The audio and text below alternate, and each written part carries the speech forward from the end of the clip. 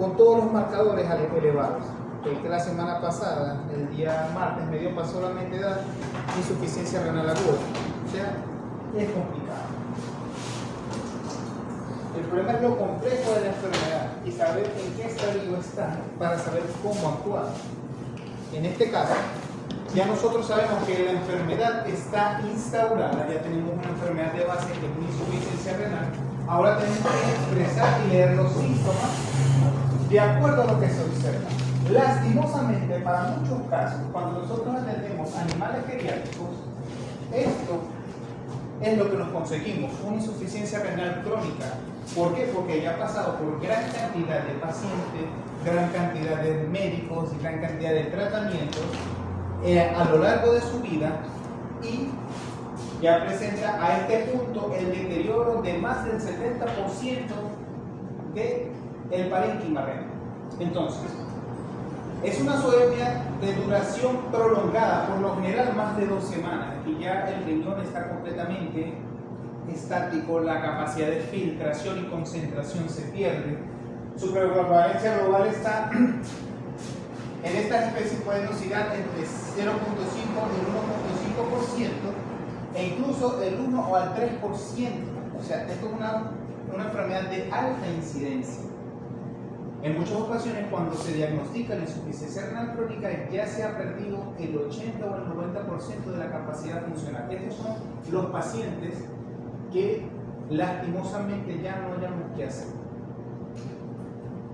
Nosotros podemos observar histológicamente, primero de característica macro, lo mismo que les estaba mencionando, en ecografía, que lo que vemos es la médula, la corteza renal, que todo debería estar homogénea, debería ser hipoecóica, y esto, por supuesto, es una característica micro, va a consecuencia de la prevalencia de los glomérulos, que es la que se encarga de la filtración de la sangre, y la de los túbulos. Y tenemos túbulos colectores, túbulos contorneados proximales, que son los que están más grandes en la parte caudal del glomérulo. Y es lo que debería observarse ecográficamente hipoecóico.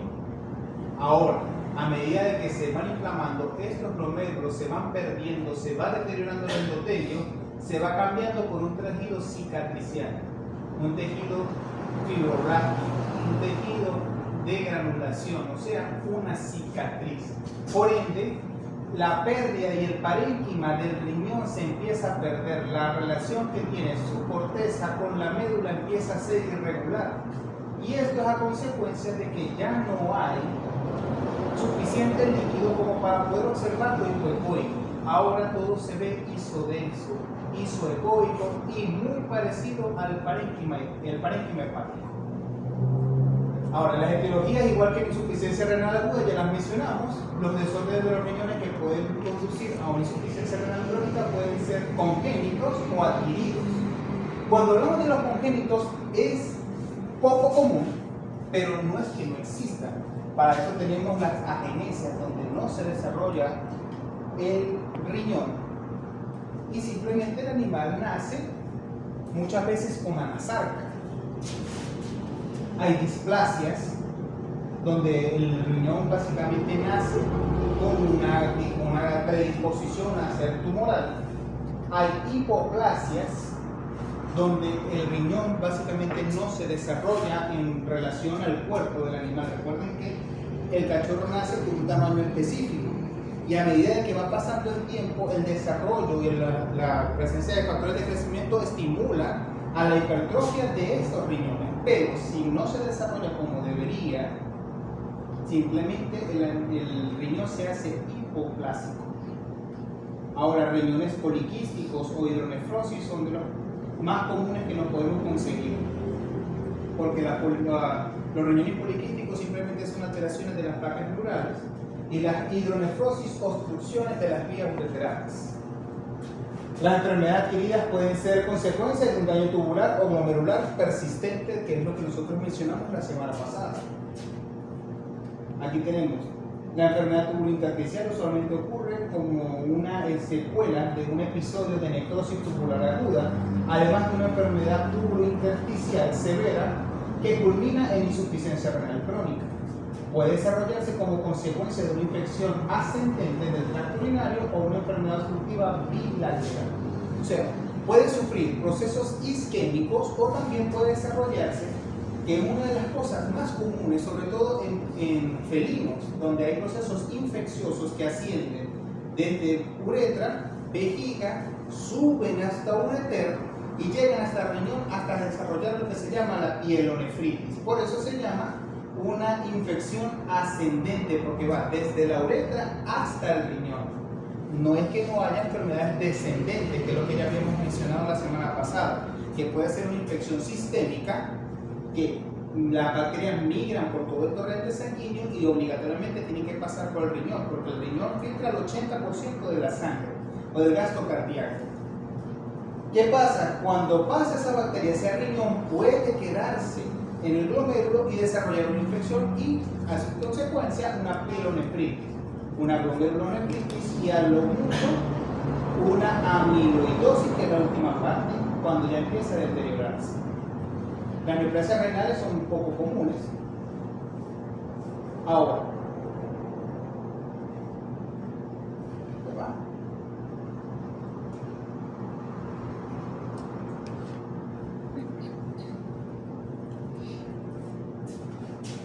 Bueno, como ya habíamos mencionado básicamente lo que es el riñón, el problema de las insuficiencias renales crónicas, como ya lo habíamos mencionado la semana pasada, es el fósforo. Nosotros ya mencionamos que hay retención de potasio, hay pérdida de la capacidad de filtración y empieza a perderse toda esta función del riñón. Pero el problema más grave de la insuficiencia renal crónica, aparte de la pérdida de proteínas, aparte de la incapacidad, es la retención del fósforo, ya que la presencia de un nivel elevado del fósforo inorgánico en sangre está asociada a la insuficiencia renal crónica. O sea, cuando ya nosotros vemos creatinina y un elevado, hay un daño renal. Pero cuando tenemos creatinina, algún elevado y aparte el fósforo está elevado, porque pueden elevarse de manera separada, como ya lo mencionamos, pero cuando se unen los tres, ya hablamos de una insuficiencia renal crónica. Porque el rango normal debería estar entre 2.7 y 4.5 miligramos por decilitro de fósforo, junto con el exceso de la producción de hormonas paratiroideas, que esta es otro de los problemas. Se asocian a alteraciones del metabolismo óseo mineral y eventos cardiovasculares. Evidentemente, si tenemos elevado el fósforo, que era lo que yo había dicho, si hay una elevación del fósforo, la consecuencia es, o la causa de muerte, ¿cuál sería? El fósforo elevado es igual a hipocalcemia. A una hipocalcemia, que esta es la principal causa de muerte. Si no hay calcio, no hay contracción muscular. Si no hay calcio, hay exacerbación de la hormona paratiroidea, entonces hay osteoporosis.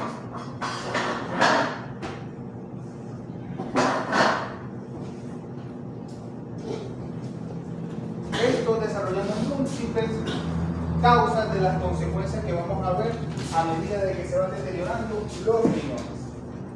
El 65% se absorbe principalmente en ayuno e incluso en ausencia de vitamina D. O sea, el fósforo no es como el calcio, que necesita la vitamina D para poder ser absorbido.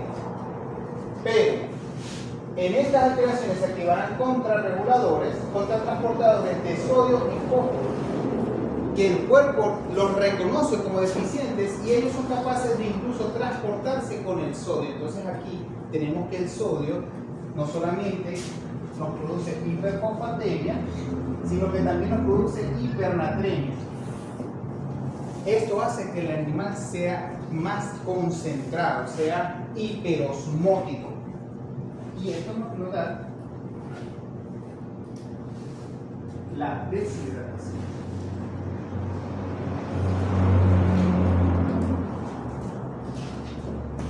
Los cationes como el calcio, el magnesio y el aluminio se unen al fósforo del tracto gastrointestinal.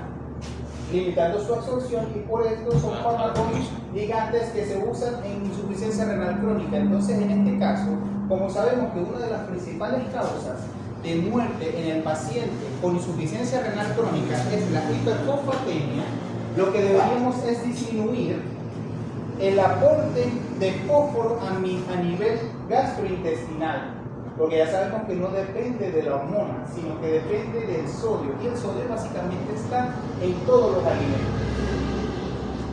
Por ello, necesitamos combinar estos cationes en la ingesta oral, como lo es el calcio, el magnesio o el aluminio, que me secuestren o me queden el calcio a nivel gastrointestinal y evitar su absorción. Esto sería una terapia anti-hiperfosfatemia. En grandes dosis la niacina puede producir hiperfosfatemia porque disminuye la actividad de la bomba y la absorción de fósforo. La hipofosfatemia, perdón.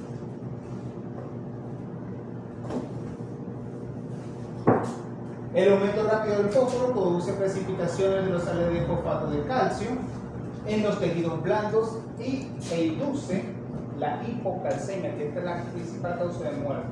De modo que los síntomas que aparecen en pacientes con una hiperfosfatemia aguda es la hipocalcemia, lo que vamos a observar, la tetania, que es rara a no ser de que exista algún trastorno del pH acompañante que disminuya el calcio iónico, o bien una fase inicial del síndrome de crisis tumoral severo rhabdomiólisis. Recuerden que el cuerpo es sano. Si estamos en una insuficiencia renal aguda, que avanza a medida de que se va deteriorando a la crónica, empieza a alterarse los niveles de calcio. Lo primero que hace, por supuesto, es activar la paratormona para sacar el calcio que está en los huesos. Pero si este calcio que está en los huesos no es suficiente para estabilizar los niveles de calcio a nivel sanguíneo, los busca de una u otra manera, y una de las reservas más grandes de calcio que sea disponible para el cuerpo es el músculo. Por ende, cuando hay una hipocalcemia, hay tetania, porque el cuerpo lo que hace es sacar ese músculo, sacar ese calcio que hay en este almacenamiento muscular, porque el retículo endoplasmico liso es una de las mayores reservas de calcio en los músculos. ¿Y cómo lo hace? Mediante la destrucción del músculo. ¿Y cómo destruye el músculo? Esto lo realiza mediante las convulsiones. Mediante las convulsiones, que es la manera más rápida y práctica de sacar el calcio del músculo. Por eso es que una de las cosas que producen convulsión, las tetanias, es la rhabdomiólisis. En la hiperfosfatemia mantenida causa calcificaciones de los vasos pequeños y mediano calibre en el corazón, las arteriolas y las válvulas. Tejidos blandos, piel, córnea, periarticulares o pequeñas arterias donde causan calciflaxia. O sea, entonces pasamos también a la fase de arterioesclerosis por precipitación de este calcio, porque recuerden que el calcio lo que va a hacer es secuestrado por el fósforo y empieza a precipitarse. Finalmente, el aumento del fósforo crónico produce un hiperparatiroidismo secundario y la popular osteodistrofia renal. Entonces, un animal que vamos a estabilizarlo, pero no regulamos los niveles de calcio, va a seguir utilizando el calcio del hueso y empieza a desarrollar alteraciones anatómicas, deformidades. Y eso se denomina osteodistrofia renal.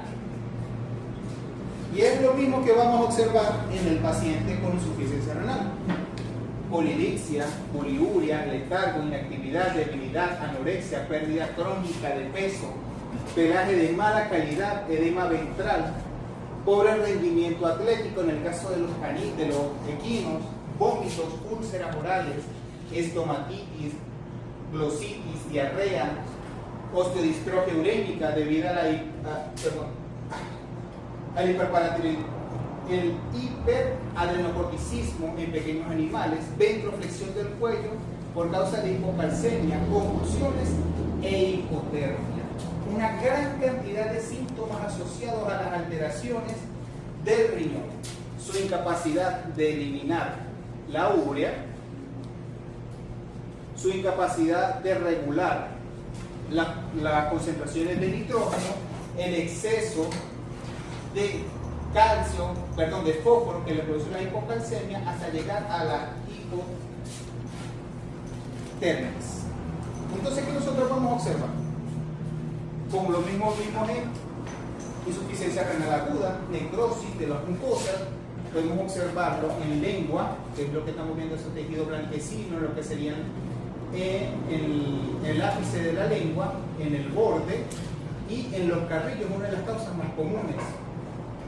Nosotros podemos observar el edema de los miembros, un edema por presión, un edema por gravedad, a consecuencia de la hipoproteinemia, porque el riñón ya en este punto no tiene la capacidad de reabsorber las proteínas y lo que hace es eliminarlas. Por ende, busca las proteínas de los músculos hasta el punto donde las agota completamente, llega a la fase de hipocalcemia y la fase de rhabdomyolysis, donde vamos a observar las convulsiones. Y una de las cosas más comunes que vamos a conseguir en los pacientes felinos es que cuando están en esa fase de hipocalcemia desarrollan rigidez de nuca como si fuese una meningitis. Y esa meningitis es muy característica de los felinos con hipocalcemia. Ahora, el diagnóstico se establece cuando una persistente isostenuria acompaña a una sueña y los signos clínicos típicos. Ya lo mencionamos.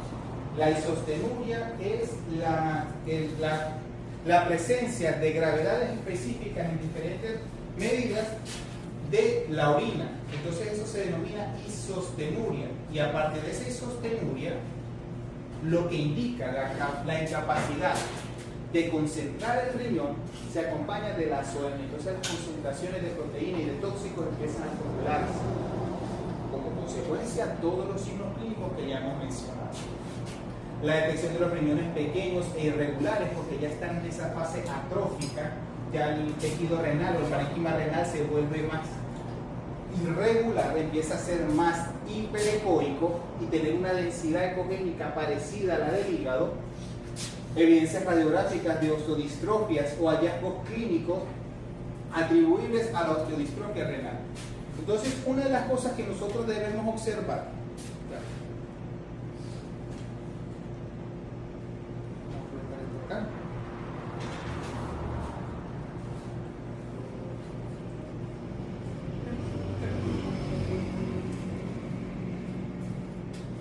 cuando estemos evaluando un paciente renal, es en una radiografía, primero las calcificaciones que podemos observar, tanto en el riñón, que empieza a observarse un poco más radiopaco, porque recuerden que el riñón empieza a tener mayor densidad, empieza a disminuir la capacidad de filtrar y no hay tanto líquido y empieza a verse más radiopaco.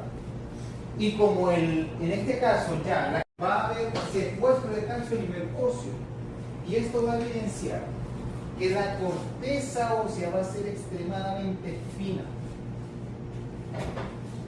porque el hueso debe tener una relación corteza-médula, igual que el pelo. Aproximadamente debería ser aquí, y la médula debe llegar hasta este punto. La médula debe llegar hasta ese punto. Porque el resto es densidad ósea, es almacenamiento.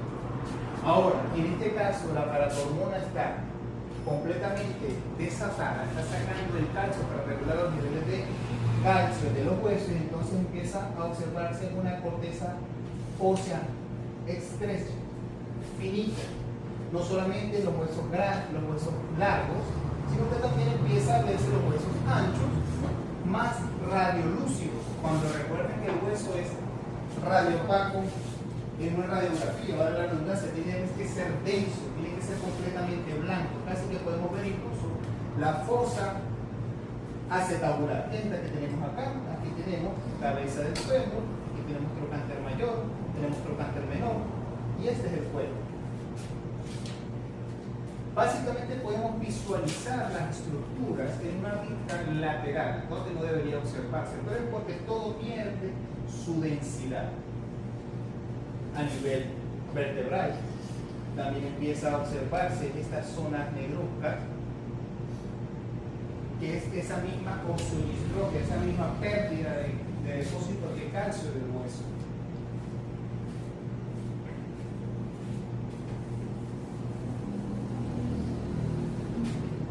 Profe, disculpe, antes de avanzar, ¿tiene otra radiografía como que muestre un huesito normal? Más atrás. No. ¿Hay en esa diapositiva? No, en esta no. En esta no. Bueno, tendríamos que llegar a muy atrás. Cuando hablamos de cálculos. Ahí se ve al pequeño, ve cómo deberían ser los huesos, blancos. Completamente blanco, ve cómo se observa el hilio, denso.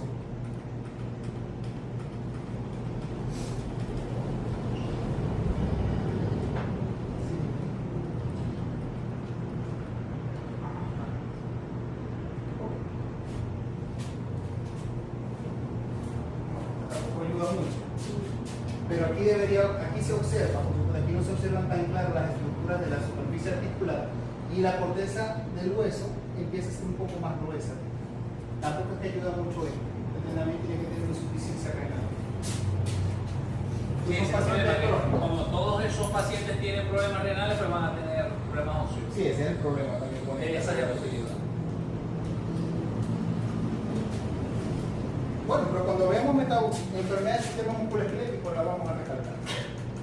La densidad ósea.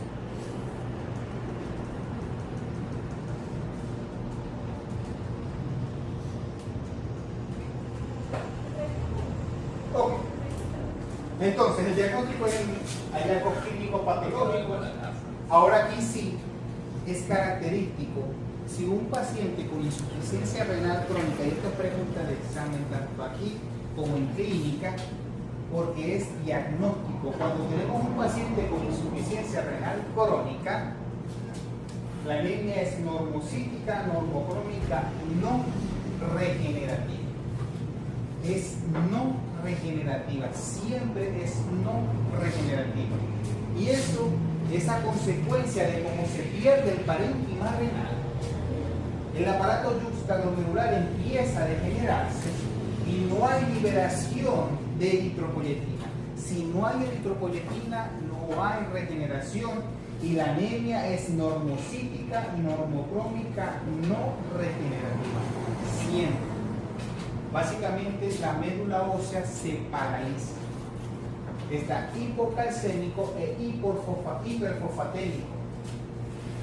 En equinos tiende a haber hipercalcemia e hiperfosfatemia paradójica, pero es solamente en el equino, pero es a consecuencia de la pérdida muscular y de la rhabdomiosis. Hay hipocalcemia, variable hipoalbuminemia e hipoproteinemia moderada, hiponatremia e hipocloremia y unas bajas concentraciones de bicarbonato plasmático. En el uroanálisis vamos a observar isostenuria y sedimento urinario. En este caso, un aumento de las concentraciones de los niveles de cilindros granulosos. Podemos observar sedimento activo, donde podemos ver células renales, como hay un momento donde hay parálisis total. Adelante, ¿cómo está? Hay una parálisis total del riñón y simplemente no hay sedimento urinario, entonces ya tenemos, o ya lo identificamos, como un riñón paralizado. El diagnóstico definitivo, por supuesto, es en base a la biopsia renal, pero ya con toda esta sintomatología, con todo lo que estamos observando y la clínica del paciente, ya lo diagnosticamos como insuficiencia renal crónica. Ya para el tratamiento, en grandes animales el manejo involucra esfuerzo paliativo para minimizar la mayor pérdida de la función renal. Los animales deben tener libre acceso al agua y a la sal.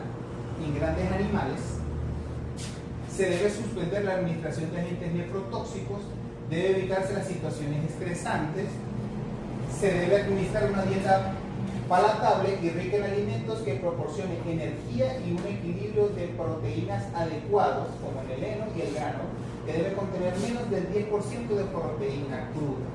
Recuerden que la proteína genera más radicales de nitrógeno y agudiza la SON. La terapia con fluido intravenoso debe administrarse cuidadosamente. La administración de vitaminas del complejo B y esteroides anabólicos. En este caso, los esteroides anabólicos que se utilizan muy comúnmente es la testosterona. Porque la testosterona, en muchos casos, tiende a hacer o a estimular la eritropoyesis. Por eso es que el hombre o el sexo masculino maneja mayores niveles de hemoglobina y de glóbulos rojos que el sexo femenino, porque por el contrario, el estrógeno disminuye la eritropoyesis y la testosterona aumenta la eritropoyesis. Para eso se usa este caso. Claro, no tiene una buena respuesta como lo que sería administrar eritropoyetina pura, pero tiende a dar resultados, sobre todo en grandes animales. Antibióticos, por supuesto, ya en este caso el animal está con todo su sistema inmune deprimido porque maneja grandes cantidades de estrés, de dolor, cortisol y siempre hay bacterias oportunistas. Comúnmente infecciones gastrointestinales o infecciones urinarias. Suplementar, por supuesto, los ácidos grasos, como el omega 3, el aceite de linaza se puede administrar. En los animales productores de carne no se recomiendan los sacrificios con urgencia, porque el canal puede ser no adecuado para el consumo humano, pero todo dependerá qué tan deteriorado esté el animal, sobre todo en estos casos cuando hablamos de los equinos. En los países que se consumen equinos, el animal se tiene que estabilizar, porque para que un bovino desarrolle insuficiencia renal crónica es extremadamente difícil. ¿Se puede aprender algo? Sí. ¿Cuál sería, antes de seguir con el tratamiento, cuál sería el síntoma que usted le quiere al animal y ya usted lo declara como una insuficiencia renal sin apellido? ¿Qué es lo que buscaría usted clasificarla como? Halitosis. Halitosis. La halitosis es característica. Ustedes llegan a un paciente cualquiera, simplemente con anorexia, depresión, lo primero que hacen es la evaluación de la cavidad oral. Ustedes huelen, se acostumbran a oler, y ustedes ya le ven un olor urémico, puede que tenga lo que sea, pero con un olor urémico, ya empieza a sospechar a que es una insuficiencia renal. Aguda crónica, no sé, simplemente hay un acúmulo de los niveles de nitrógeno. Y para ponerle el apellido, ¿qué es lo que buscaría? Para ponerle Clínico, porque ya hablamos de todos los análisis clínicos que podemos hacer para dar un diagnóstico. Sí, pero veo que muchos pueden estar tanto en agudo como crónico. Entonces, ¿qué sería? No vamos a llamarlo patognomónico, pero ¿qué sería lo que esto es crónico? O crónico que tiene más de 2 semanas. ¿Qué pasa? Cuando viene un paciente por primera vez y darle un apellido es bastante difícil, porque tienes que hacer un seguimiento para tener el diagnóstico como tal de insuficiencia renal crónica. A base de clínica tendría que tener la SON sostenida, la isostenuria, tener esos cálculos. Pero para poder definirla completamente con un solo valor,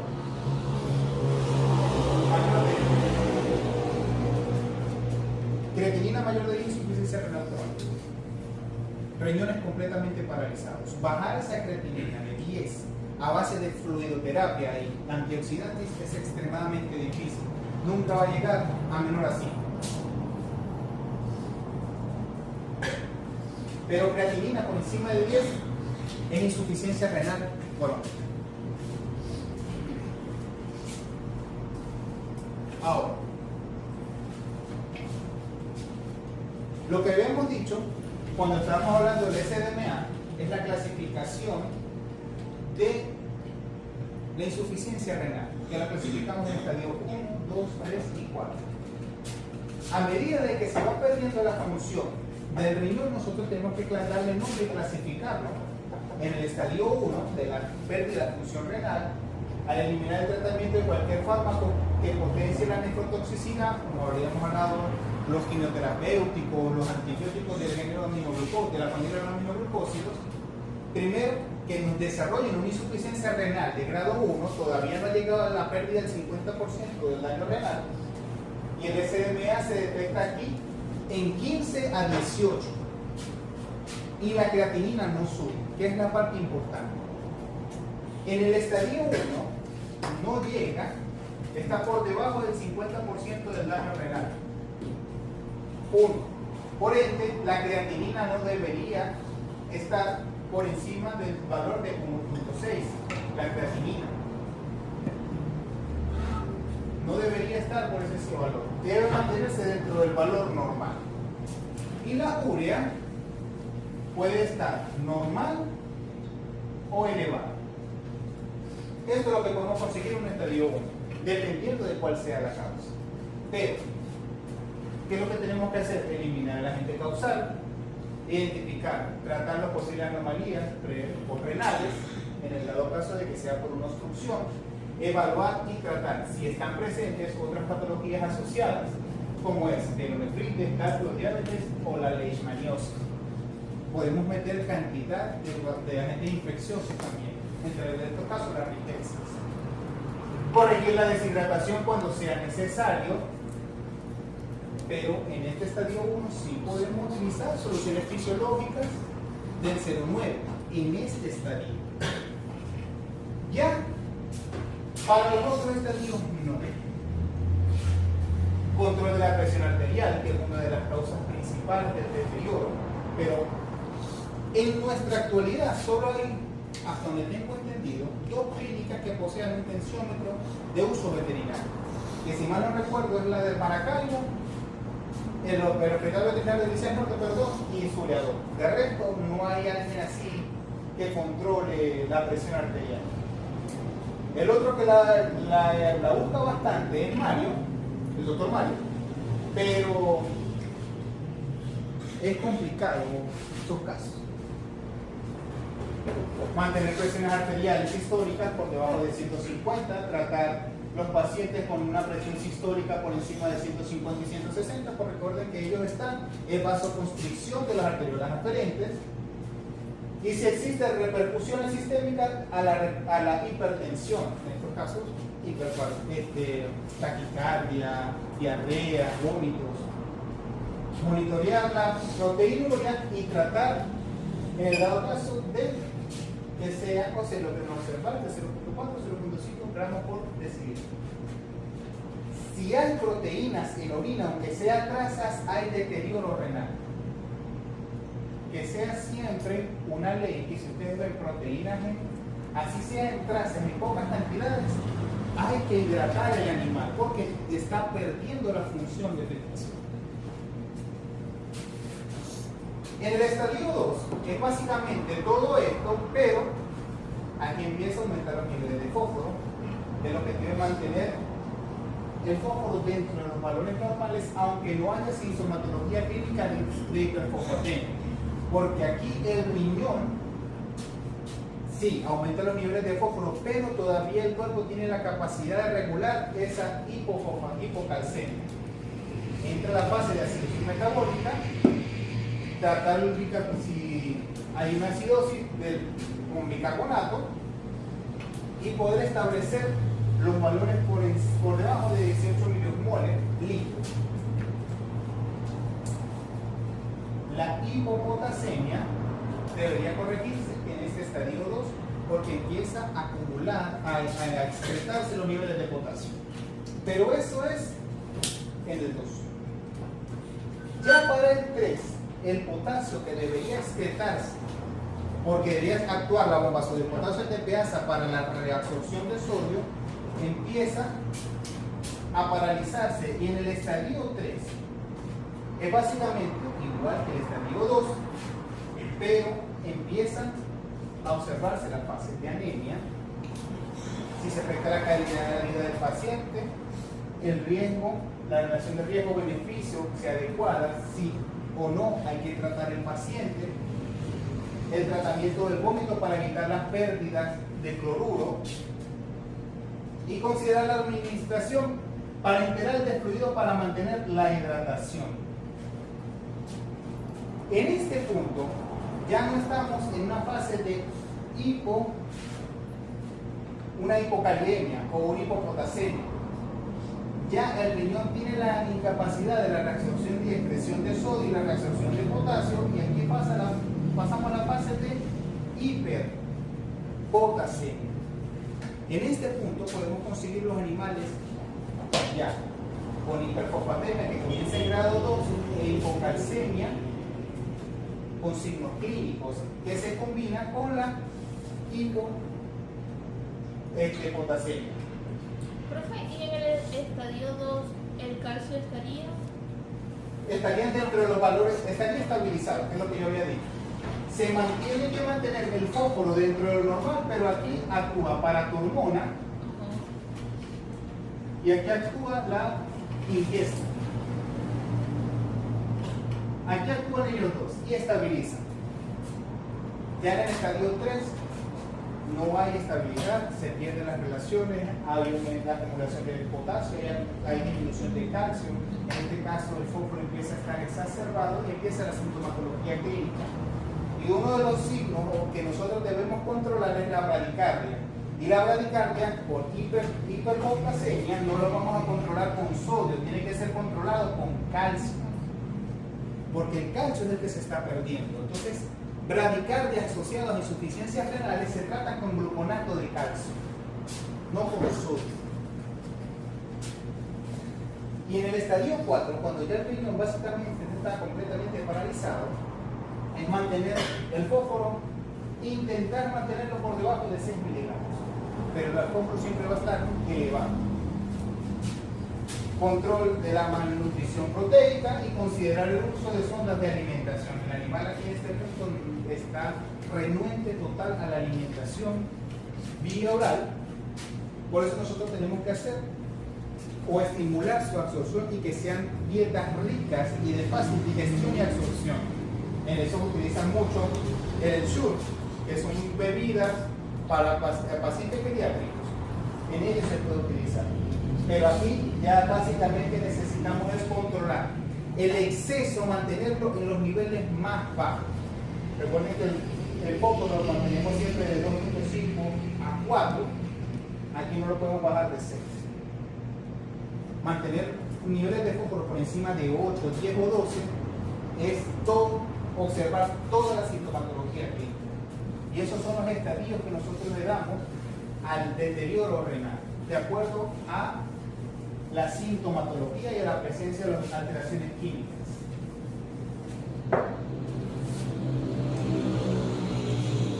En pequeños animales, modificaciones nutricionales, restricción del fosfato en la dieta, que en este caso se utiliza magnesio, calcio o aluminio como quelante del fósforo vía intestinal. Dieta debería contener aproximadamente del 14 al 17% de proteínas. El tratamiento para el hiperparatiritismo secundario, calcitriol oral, para que sea mayor fácil la absorción de calcio a nivel intestinal. Aunque esto es un poco controversial, unos dicen que sí es bueno utilizar el calcitriol, otros que no, pero siempre y cuando se pueda estabilizar los niveles de calcio con la ingesta en relación al aporte de vitamina D, que también debería ser necesario, pueden estabilizar los niveles de calcio.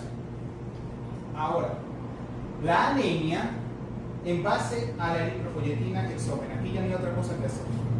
Necesitamos estabilizar los niveles de la pérdida de eritrocitos y por esto se hace mediante la eritropoyetina recombinante de 2 a 3 veces por semana, aportar por supuesto con sulfato ferroso, porque nosotros podemos estimular la eritropoyesis, pero si no tenemos vitaminas y no tenemos hierro que nos haga una buena regeneración, vamos a tener una anemia regenerativa hipocrónica.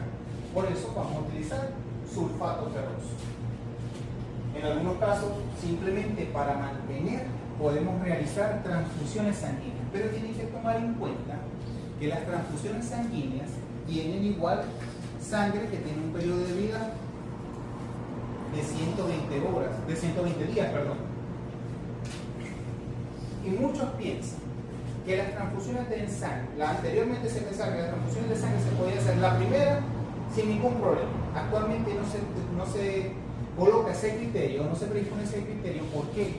Porque el deterioro de las incompatibilidades, a consecuencia de las transfusiones, generan hemólisis. Esas hemólisis producen hiperhemoglobinemia. Y esa hiperhemoglobinemia va a generar una nefritis pigmentaria que va a deteriorar el riñón. Hay que hacer pruebas de histocompatibilidad, pruebas de compatibilidad, las pruebas cruzadas.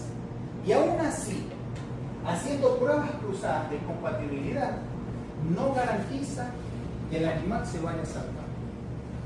Porque resulta que puede dar negativo para la prueba de compatibilidad en las tres estaciones, a baja temperatura, a temperatura ambiente y en hipertermia. Y aún así el animal desarrolla reacciones adversas a la transfusión y morir.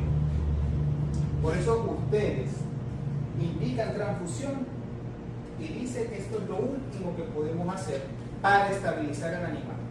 Pero no significa que no hayan respuestas adversas.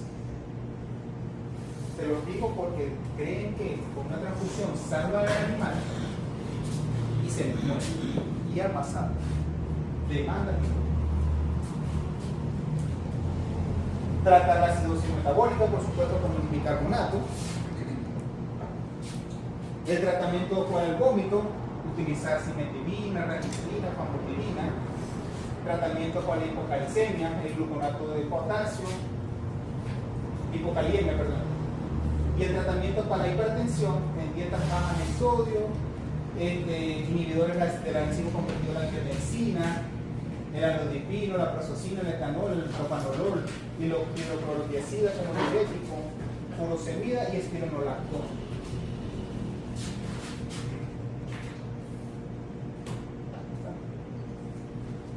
El pronóstico a corto plazo para los pacientes con no oligobúlico puede ser más favorable. En general, los animales que comen bien y se mantienen con una condición corporal razonable tienen un mejor pronóstico. ¿Pueden vivir animales con insuficiencia renal crónica? Sí.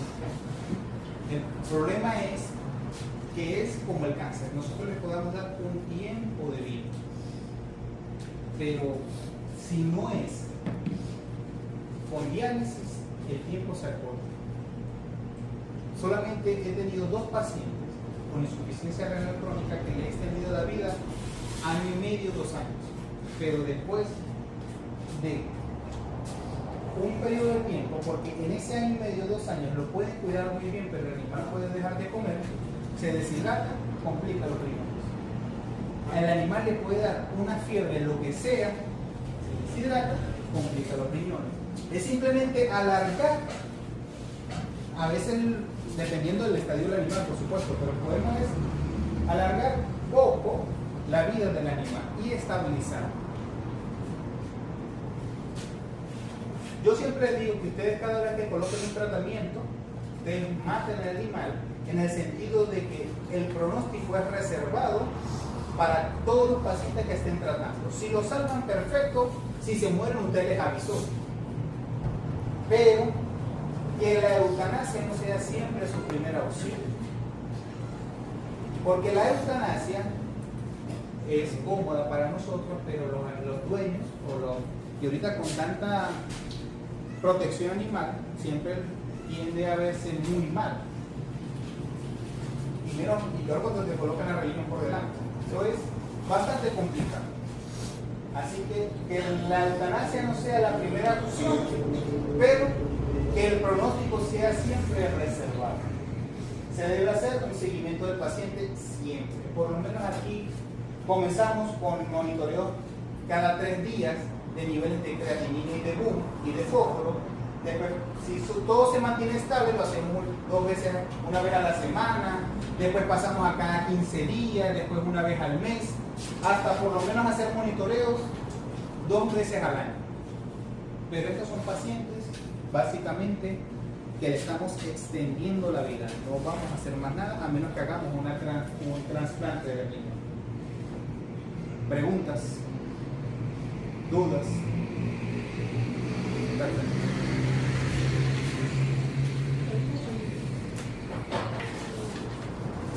con la última unidad del segundo bloque, que es enfermedades del sistema nervioso central.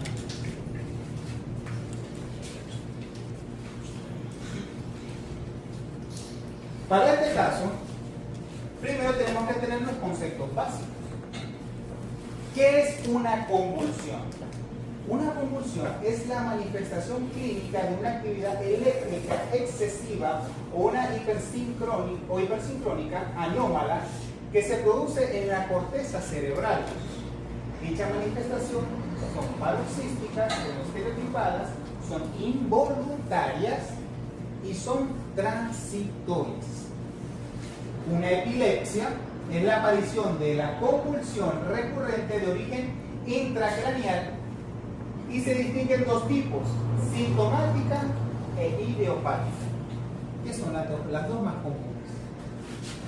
El status epilépticus o el estado epiléptico propiamente dicho es una urgencia neurológica continua que requiere un tratamiento inmediato ya que puede conllevar a la muerte y condicionar una morbilidad significativa. ¿Qué pasa? Cada vez que el sistema nervioso está siendo alterado, son neuronas que se van muriendo. Siempre. Puede ser corto, puede ser una sola vez, puede ser convulsiones. Y las neuronas no se multiplican, no se desarrollan. Lo que se desarrollan son las dendritas para las conexiones sinápticas, pero no se desarrollan nuevas neuronas. Y eso es algo que es grave, ya que a medida de que a esperar que se desarrollen nuevas dendritas, pasan años. Las células del sistema nervioso central son de recuperación mucho más lenta. Por eso, cada vez que hay un estatus epiléptico o una condición de epilepsia en cualquier paciente, no estamos hablando simplemente de grandes animales, de pequeños animales, incluso las personas, una condición en convulsión significa muerte de neuronas. Y a medida que se van muriendo las neuronas, pierden la capacidad de perder función. Ahora, la etiología de la epilepsia. Esa etiología la podemos ubicar de carácter idiopático que caracteriza del 25 al 30% de los casos. No sabemos cuál es la causa de que el animal está convulsionando, pero está convulsionando. Tenemos las intracraneales y las extracraneales. Entre las intracraneales tenemos manifestaciones congénitas, malformaciones, podemos observar hidrocefalia, lisencefalia, que no se desarrollan las circunvoluciones normales del cerebro, neoplasias compresivas a nivel de la corteza cerebral, tumores cerebrales primarios, tumores metastásicos, enfermedades inflamatorias propias del cerebro, enfermedades infecciosas inflamatorias, aquí tenemos distemper, tenemos rabia, meningoencefalitis granulomatosa, encefalitis necrotizante, enfermedades vasculares, hemorragias, infarto, que aquí es donde hablamos de los populares ictus, que si son ictus isquémico o ictus hemorrágico, enfermedades metabólicas de almacenamiento como la acumulación de cobre y enfermedades de tipo degenerativas como lo es el Alzheimer. Ahora, causas extracraneales tenemos toxinas, enfermedades metabólicas en las cuales podemos observar las insuficiencias hepáticas, las insuficiencias renales, hipoglicemias, que es una de las causas más comunes de las convulsiones, hipocalcemias, hiperlipoproteinemias, hiperviscosidad, alteraciones electrolíticas, hiperosmolaridad y uremias graves. Ahora,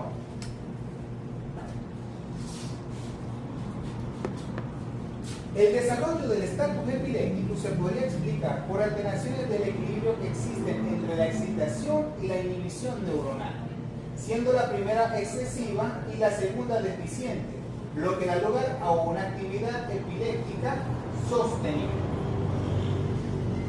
Esto es importante conocerlo. El ácido gamma-aminobutírico, el ácido GABA, es el mayor neurotransmisor inhibidor del sistema nervioso central, liberado por las neuronas GABAergérgicas. actuando sobre los receptores, por supuesto, de tipo GABA. Son receptores y neurotransmisores específicos encargados en la inhibición. Eso es lo que mantiene controlado el sistema nervioso central. Por su contraparte tenemos al glutamato, que es un neurotransmisor excitatorio que promueve la liberación de N-metil de aspartato, el cual prolonga el estatus epiléptico. Entonces, el glutamato es excitatorio y el GABA es inhibitorio. Todo tiene que estar en equilibrio, ambos dos. Pero resulta que si el estatus epiléptico es por encima de 5 minutos, los receptores GABA son sensibles en este tiempo para las benzodiazepinas. ¿Y cuáles serían las benzodiazepinas? El prazolam, midazolam. Todos los solanos. Midazolam, alprazolam, midazolam. Ahí estas benzodiazepinas pueden conseguir a los receptores GABA. Si no hay receptores GABA, la convulsión se hace sostenida y no hay respuesta a estos fármacos, ya que disminuyen de receptores y aumentan los receptores de glutamato. Entonces, en vez de poder controlar mediante estos fármacos, se hacen más sensibles a los neurotransmisores excitatorios y el estatus epiléptico se hace más crónico. La acción de estos neurotransmisores promueve el aumento de calcio intracelular que conlleva a la apoptosis, necrosis y muerte. Nuevamente, volvemos a lo que dimos en el primer tema, que es la injuria por reperfusión. El exceso de calcio estimula la liberación de radicales de superóxido que va a llevar o a conllevar a la muerte celular. Por eso es que estatus epiléptico en cualquier paciente significa muerte neuronal. Profe, ¿puede explicarlo otra? Los receptores GABA. Los receptores GABA. La liberación sostenida del glutamato, ahí sí. Hasta ahí. Hasta ahí. Esto es sencillo. Propiamente la convulsión. La convulsión es la irregularidad que hay entre los receptores que lo inhiben, el sistema nervioso central, y el que lo estimula. ¿Quién lo inhibe? El ácido gamma-aminobutírico o el GABA. Y los receptores excitatorios, que es el glutamato. Cuando hay un desequilibrio de ellos dos, es propiamente la convulsión. ¿Qué pasa? En los primeros 5 minutos hay receptores GABA, pero después de estos 5 minutos, estos receptores de GABA empiezan a disminuir. Ya no hay sensibilidad a las benzodiazepinas, que es el fin o el blanco de estos fármacos. Por ende, cuando hay estatus epilépticos que se sostienen por encima de 5 minutos, no responden a midazolam, a midazolam, a diazepam, no responden a estos fármacos, pero es porque no hay receptores. Aquí se estimula más bien, por el contrario, el glutamato. Hay mayores receptores de glutamato y por eso la convulsión o el estatus epiléptico propiamente dicho se sostiene y empieza a presentar mayor muerte celular a consecuencia de un aumento de las concentraciones de calcio intracelular que activa las antinoxidasas, los radicales superóxidos y llevan a la muerte celular. Eso es lo que normalmente pasa. Un desequilibrio entre la inhibición y la excitación. Ahora, ¿qué es lo que normalmente pasa? Las convulsiones sostenidas producen una pérdida neuronal selectiva en regiones vulnerables, tales como el hipocampo, las amígdalas, la corteza y el tálamo. Ahora, estas zonas a nivel cerebral son importantes porque el hipocampo es memoria. Las amígdalas es conducta.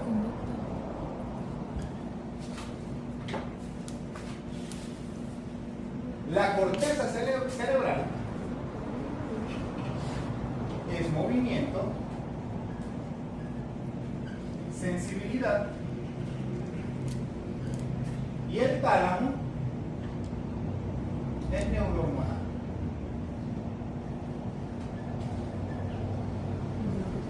También está el receptor de vómito, también están los receptores de respiración. Ahí se consigue incluso los receptores del ADH, de la hormona antidiurética. ¿Qué pasa? Cada vez que hay un estatus epiléptico, propiamente dicho, cuando supera ese estatus epiléptico, el animal no reconoce a su alrededor, pierde completamente la memoria. Por eso es que el animal, o no solamente el animal, cualquiera, se levanta en un punto desorientado, se levanta sin reconocer a su alrededor, porque se afecta el hipocampo. Las amígdalas, que regulan la conducta, entonces, después de ese estatus epiléptico, el animal puede levantarse agresivo, puede levantarse con apetito, puede levantarse con esas irregularidades en la conducta. Afecta la corteza, entonces regula el movimiento y la sensibilidad. El animal, cuando supera ese estatus epiléptico y hay una afección directamente sobre la corteza cerebral, el animal empieza a arrastrar los miembros, empieza a tener movimientos involuntarios en un solo miembro, pero es que empieza a tener incoordinación en lo que serían los movimientos voluntarios y los movimientos sensitivos a la respuesta. Entonces, en este punto uno le puede estimular y el animal no responde, a pesar de que el animal camine normalmente de ese miembro.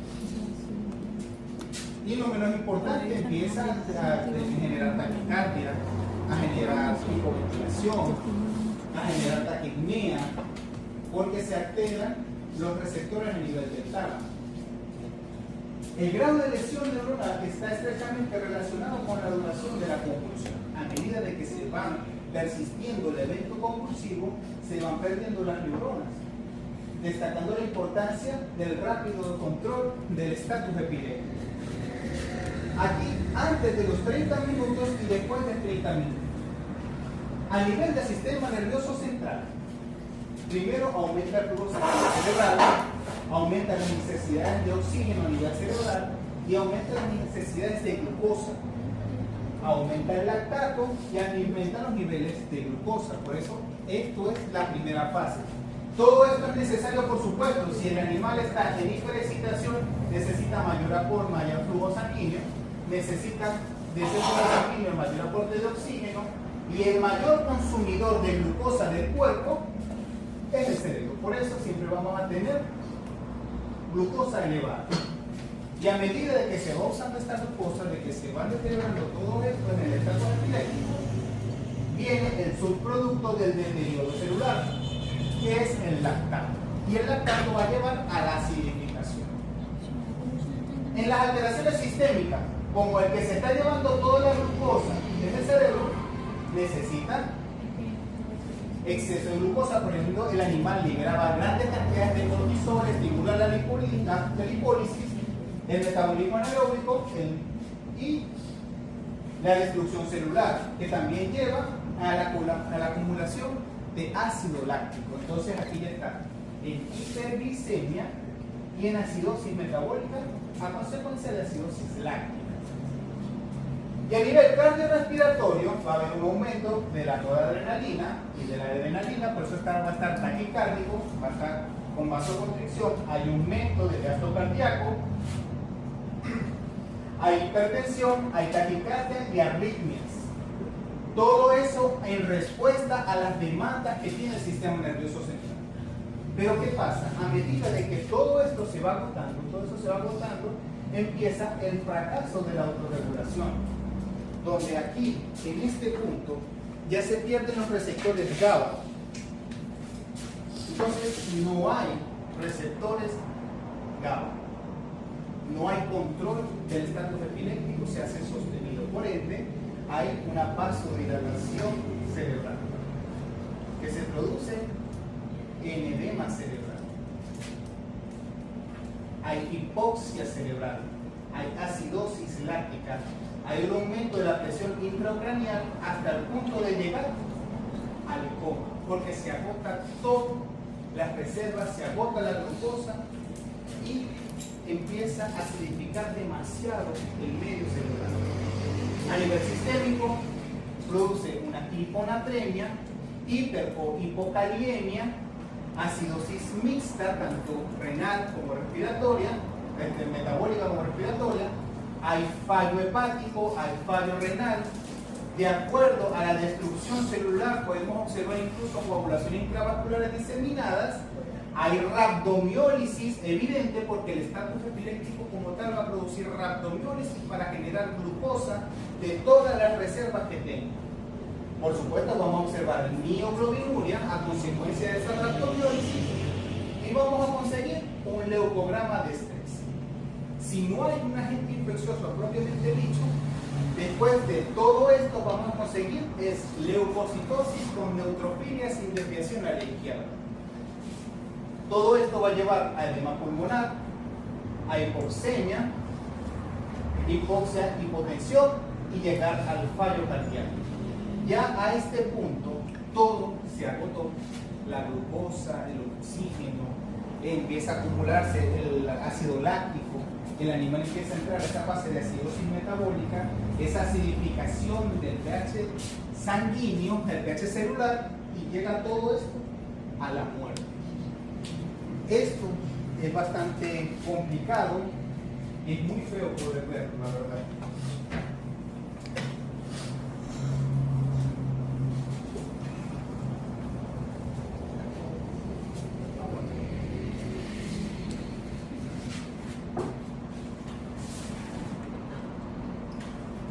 ¿Qué vamos a observar entonces?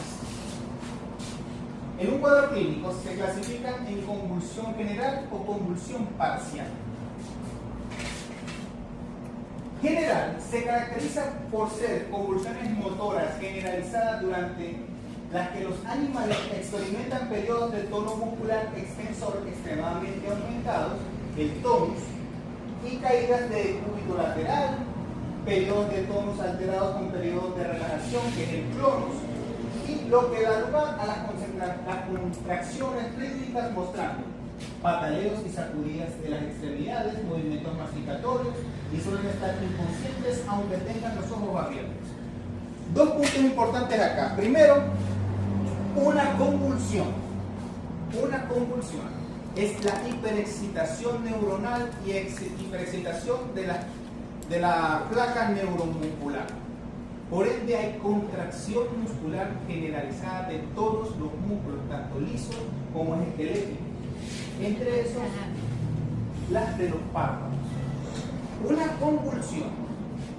El animal tiene los ojos abiertos, no solamente en el caso de los animales, sino también en las personas. Una convulsión propiamente dicha, el paciente siempre tiene los ojos abiertos. Si no los tiene abiertos, está fingiendo.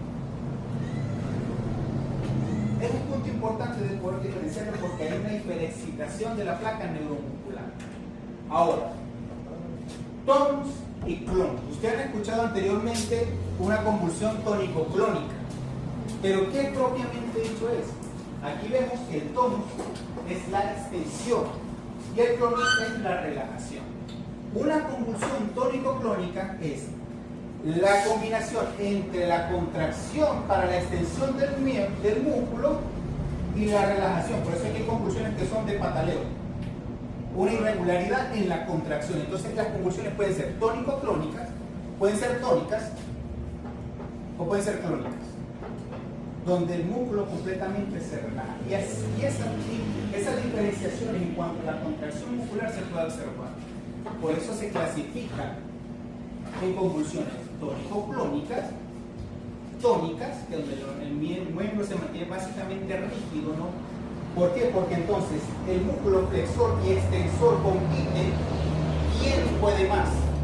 Por eso es que incluso hay fracturas cuando hay convulsiones tónicas, porque tanto el extensor como el flexor están contrayéndose en ese momento y es lo mismo que pasa en el tétano. Por eso son tónicas, porque están los dos contrayéndose en el mismo momento. Ahora, tónico-clónicas es la irregularidad entre la excitación y la relajación. Por eso uno contrae, uno extiende, uno contrae, uno extiende y así. Pero la clónica es la más rara, pero se puede observar, donde el estatus epiléptico simplemente el animal. Cuando hay una intoxicación por fosforado, por ejemplo, que se inhibe el sitio estiálico de la enzima acetilcolinesterasa. Ahí hay Una convulsión crónica. ¿Por qué? Hay pérdida del tono muscular. Porque no hay esa liberación, por eso también hay hipersalivación, hay dilatación pupilar, porque se bloquea la acetilcolinesterasa. Ahora, ¿cuáles son las características de la convulsión? Tenemos 4 fases, que es el prodromo, el aura, el ictus y el post-ictus. El estado prodrómico es difícil de identificar para el clínico, porque estos son conductas que se hacen irregulares en el paciente. Cosas en el que, vamos a colocar el caso de un perro, que normalmente camina por este lado, pero de repente empieza a caminar por un lado donde nunca pasa, pero lo hace en su casa. Cuando llega el paciente y lo tiene en la mesa, no vemos ninguna irregularidad.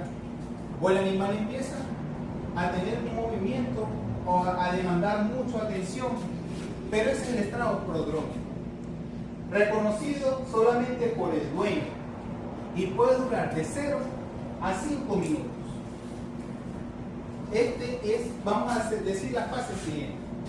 Después viene el aura, donde exhibe una actividad sensitiva y motora, donde puede ser estereotipada, donde puede observar deambulación, lamido o movimientos de deducción. El animal empieza a lamerse, incluso a ladrar, a maullar, de manera incontrolada, simplemente comenzó a hacerlo. En patrones autonómicos empieza la salivación, los vómitos, la micción, el animal empieza a comportarse de una manera rara sin entrar propiamente al estatus epiléptico. Comportamientos anómalos, empiezan los ladridos o demandas de atención durante segundos o minutos antes del inicio de la convulsión. O sea, está como en la alerta de que va a entrar en una fase de estatus epiléptico. Por eso es que en esta fase, donde hay una hiperexcitación de lo que sería el hipocampo, amígdala, corteza y tálamo, hay liberación neurohormonal, hay alteración a niveles de potasio, de fósforo, y son reconocidos para los que son sensibles. Por eso que hay animales capaces de detectar cuando una persona va a entrar en un estatus epiléptico. Y la persona, propiamente dicha, sabe cuando le va a dar un estatus epiléptico, porque empieza a observar o a sentir el aura y empieza a controlarse. Pero ¿qué pasa? Cuando ya supera este punto, viene el ictus, que es el estatus epiléptico propiamente dicho. Tiene crisis propiamente dichas, pérdida de las alteraciones del conocimiento, alteración del tono muscular, movimientos de masticación, defecación y micción involuntaria e hipersalivación, porque todo empieza a alterarse, todo empieza a contraerse o a relajarse, dependiendo de cuál sea el tipo de convulsión, y es la convulsión propiamente dicha. Ahora, el post-ictus ya viene esa hiperexcitación, esa hiperreacción de todo lo que es la acetilcolina, todas las liberaciones del ácido GABA y del glutamato. Vienen comportamientos anómalos porque hay afección de la amígdala, desorientación porque hay alteración del hipocampo, sed de apetito porque hay hiperexcitación del tálamo, y hay somnolencia y ceguera porque incluso se afecta la corteza cerebral, porque entra en esa fase de agotamiento, porque agotó esos niveles de glucosa, empezó a acumular ácido láctico, entonces el animal empieza en una fase de letargo hasta que se estabilice. Profe, ¿el ictus cuánto puede durar? El ictus no tiene fecha, o sea, no tiene tiempo porque varía. Puede durar segundos, minutos u horas. Aquí es donde tenemos que controlar la fase del animal, dependiendo de cuál sea la causa. Por eso tenemos las convulsiones de 3 tipos. Si es tónico-clónica, idiopática, no debería pasar un minuto. Si es infecciosa, es difícil controlar, de aprender cuál sea el agente causal. Si es extracraneal, igualmente es difícil controlar hasta que no regule los niveles Por ejemplo, lo más común de glucosa. Vamos a ver un poco. Porque ahora venimos a cómo es una convulsión tónico-clónica generalizada, que es la lucha entre el clonus y el tónico. Por eso es que es movimientos masticatorios, movimientos de pataleo, salivación. El animal está completamente desorientado, pero siempre párpado abierto.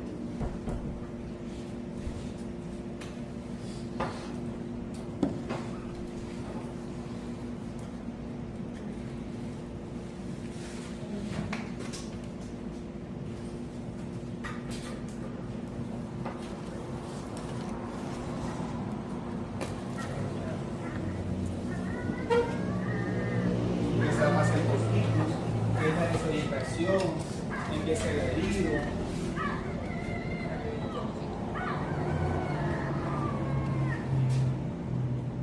Este es uno de los que más me gusta, a pesar de ser un poco triste. Pero ¿qué tal el estado prodrómico? El animal empieza a tener una conducta completamente irregular. Empieza a mostrar esos movimientos irregulares de estado prodrómico hasta que llega al punto propiamente dicho de lo que sería el ictus. Aquí estamos en la fase. Irregularidad, aquí inicia una convulsión pero focalizada hasta que el animal cae al ictus. La convulsión tónico-clónica generalizada. Incontrolable movimiento de pataleo, por eso es tónico-clónica. La lucha entre la relajación y la contracción muscular. Desorientación, miembros anteriores rígidos, cabeza completamente rígida y ojos abiertos.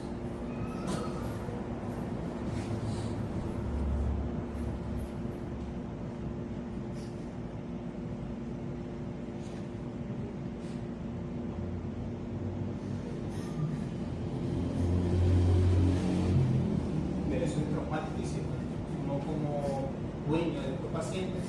Y ahí ya no se puede hacer nada. Dependiendo de cuál sea la causa. Mientras está pasando no puedes hacer nada. Esperar a que Hay que termine. esperar. Si está canalizado, sí. Le puede pasar tratamientos intravenosos y si en este tiempo, recuerden que no han pasado los 5 minutos, entonces podemos actuar con benzodiazepina. Digamos que este caso es un paciente clínico que no está canalizado pero está en estatus epiléptico. Necesitan entrar a una vía rápida para el control de la convulsión. No puede ser, por supuesto, vía oral, no se va a dejar la vía endovenosa. Tiene que tener la segunda vía más rápida, que en este caso sería la mucosa. Para eso se le colocan las dosis de benzodiazepinas intrarrectales para el control de la convulsión, si responde o no a las benzodiazepinas. Ahora, existe el caso que esto es un animal con epilepsia idiopática de larga data, donde ya no hay receptores para benzodiazepinas. Y ahí puede pasar. Aquí tenemos otro paciente. Una convulsión tónico-clónica generalizada, que entre el aura, el animal de repente estaba pataleando, y después pasa la tónico-clónica generalizada.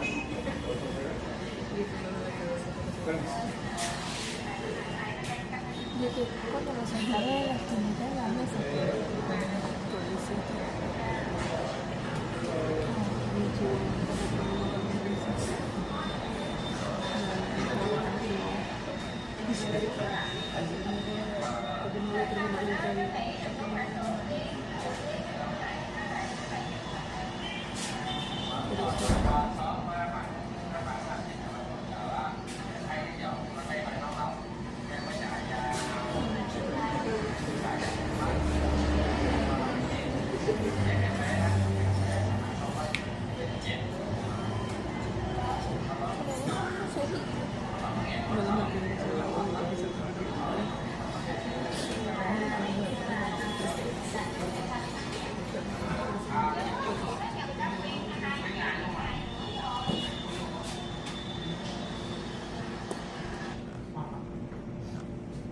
el cuadro clínico, todos vamos a aprender de eso. En los perros y gatos, las convulsiones simétricas tónico-clónicas son convulsiones motoras parciales de carácter focal, aunque son menos frecuentes que las convulsiones generalizadas. Estos son las convulsiones motoras parciales.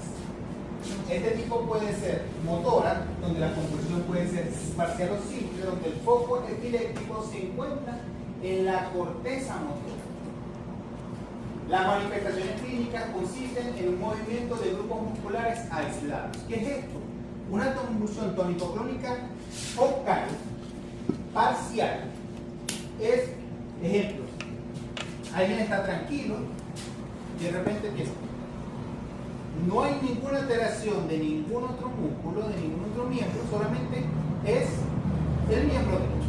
Y eso depende o responde a la corteza cerebral o lo que llamamos el homúnculo. Que cuando hablamos de cerebro, voy a ir para atrás. Hay una zona específica en la corteza temporal, por eso se llama a nivel cortical, que se encarga del control de este sería de las patas, de los ojos, de la boca.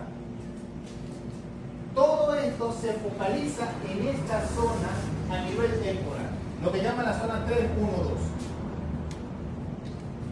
Si hay una lesión, si hay una masa, si hay un aumento de volumen, si hay un tóxico o algo que sea que afecte solamente la corteza motora, puede generar no solamente corteza motora, sino una corteza motora y específicamente en la circunvolución 32, porque eso cada uno tiene su número, empieza a convulsionar el brazo izquierdo, convulsionar solamente la mano, convulsionar solamente el miembro izquierdo, convulsionar solamente el pie y es focalizado.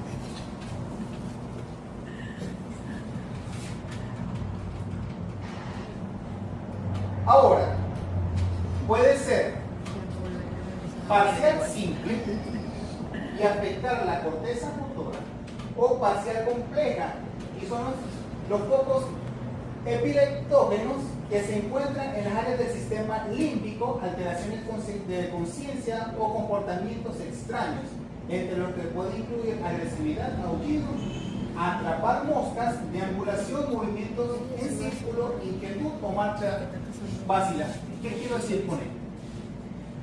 Si la afección es a nivel de la corteza motora o sensitiva, lo que se va a afectar es el movimiento. Pero si es a nivel del sistema límbico, hipocampo, amígdala, se va a alterar en la conducta. Entonces, un movimiento o una conducta en el animal se contaría como una convulsión. ¿Qué ejemplos tenemos? Esto, una convulsión focal atónica. Solamente hay aquí está ocurriendo la convulsión, no tónico-clónica generalizada, pero se focaliza a los músculos masticatorios. Es una convulsión parcial, sí. Sin generar convulsión tónico-clónica generalizada. Secuelas del distemper canino. Puede pasar. Intoxicaciones también puede pasar. Pero eso es una convulsión.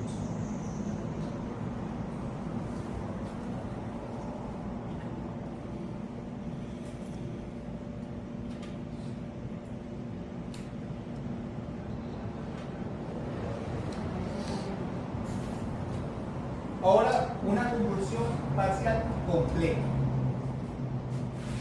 Tenemos este caso. ¿Cuál es la raza? Un bull terrier. Esa es la convulsión. El animal simplemente está corriendo en círculo.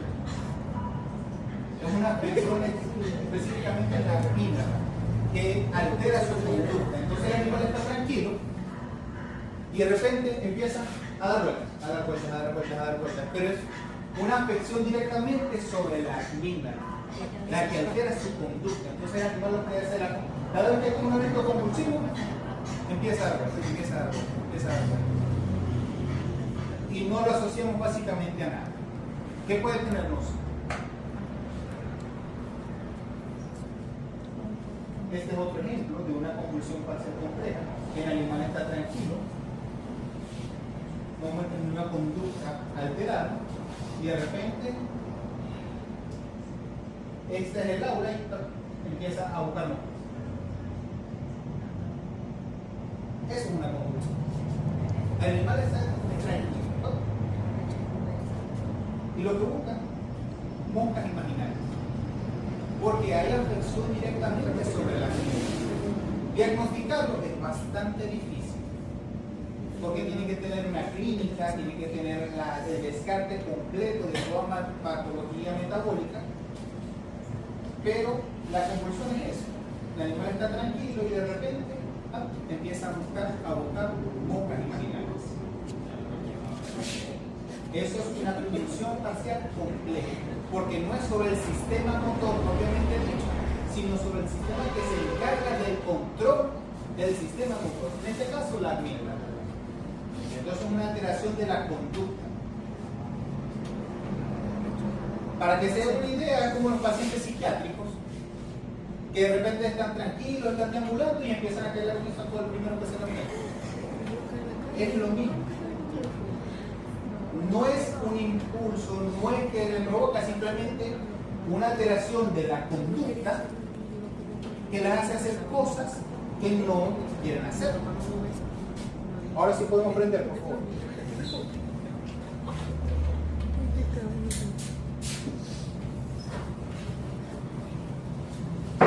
Ahora, para llegar a estos casos, poder identificarlo, tenemos que hacer una análisis completa. Tenemos que tener edad de la presentación del primer episodio, duración del episodio, tipos de convulsiones, frecuencia de los episodios, descripción del episodio, porque no es lo mismo tónico-clónico, clónico-tónico o focal. Duración y descripción del post-ictus, si el animal empieza deambulación, si el animal tiene cerrado los ojos. Exposición a tóxicos, antecedentes de traumatismo craneoencefálico, antecedentes de enfermedades infecciosas, vacunaciones, desparasitaciones, alimentación, relación de los episodios con el ejercicio, comida, estrés, entre otras. La exploración física puede ayudar a encontrar una causa extracranial. En este caso puede ser arritmias graves, arritmias cardíaca, dolor abdominal, o detectar una enfermedad sistémica capaz de producir un cuadro convulsivo, entre los cuales ya describimos la encefalopatía hepática y la encefalopatía urémica. La exploración neurológica es normal en las epilepsias idiopáticas y en los cuadros convulsivos de etiología extracraneal la presencia de alteraciones neurológicas indican una epilepsia sintomática. ¿Qué pasa?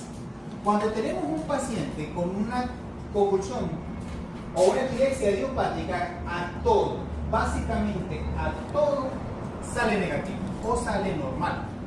No hay una alteración propiamente dicha, no hay alteraciones químicas, no hay anemia, está vacunado, no hay ninguna afección. Pero cuando es extracraneal, hay afecciones propiamente dichas del sistema nervioso central. Puede ser por agentes infecciosos, por agentes metabólicos, agentes quelantes, donde después de ese evento compulsivo, el animal simplemente pasa y llega al post-ictus con la incapacidad de mover un miembro, con la pérdida de la sensibilidad de un miembro, o la incapacidad de generar o responder a los movimientos propioceptivos. ¿Qué es el movimiento propioceptivo? El cuerpo de por sí reconoce su posición y estar estable. Si nosotros, por ejemplo, estamos caminando y tropezamos, el cerebro inmediatamente, mediante las vías sensitivas, reconoce que hay alguna alteración y busca equilibrio.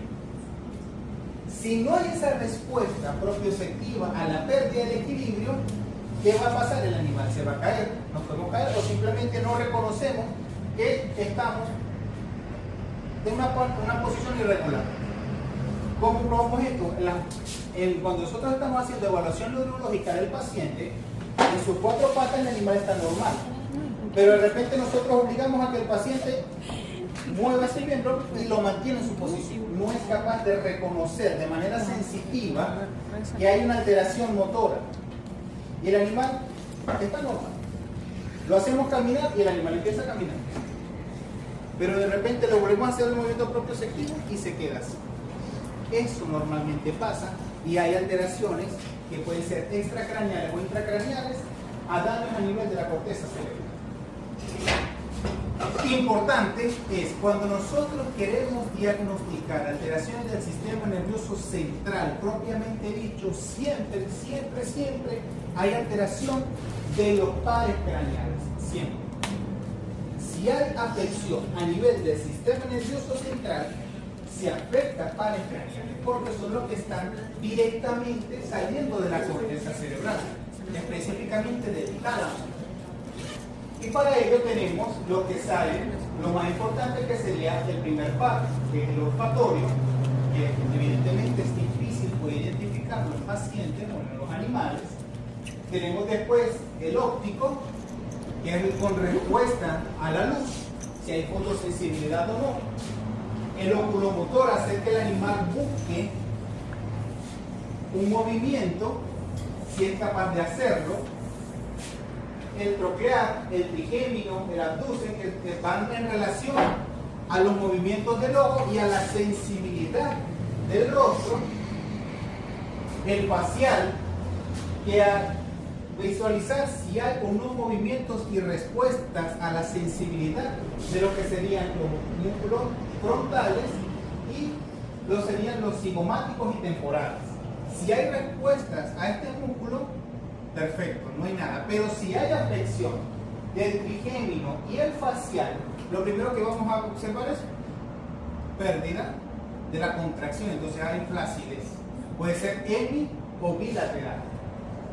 Hay alteración vestibulococlear, o sea, de la coordinación. Entonces el animal empieza a caminar en triangulación, no es capaz de coordinar o colocarse en sus cuatro patas e incluso producir emesis.